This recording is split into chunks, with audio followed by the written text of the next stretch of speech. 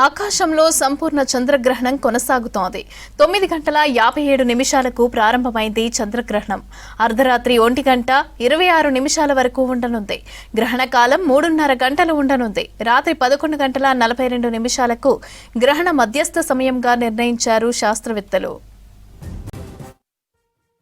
ప్రపంచవ్యాప్తంగా చంద్రగ్రహణం ఏర్పడతా ఉంది. చంద్రగ్రహణం అనేటువంటిది ప్రకృతి పరిణామాలు జరుగుతూ ఉంటాయి.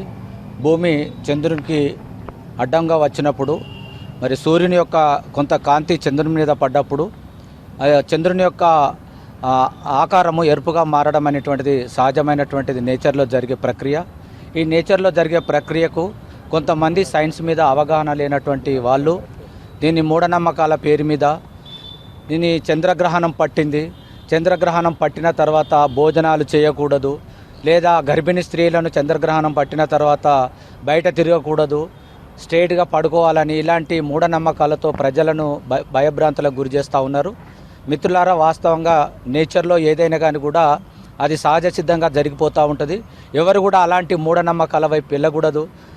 తుమ్ముతేనో లేకుంటే దగ్గుతేనో ప్రతిదానికి నల్ల రంగు పిల్ల అడ్డం వచ్చిందనో నల్ల దారం అనేటువంటిది ఇలాంటి అన్ని అపోహల ద్వారా సమాజం అంతా మూఢనమ్మకాల వైపు తీసుకెళ్లడానికి ప్రయత్నం చేస్తూ ఉన్నారు.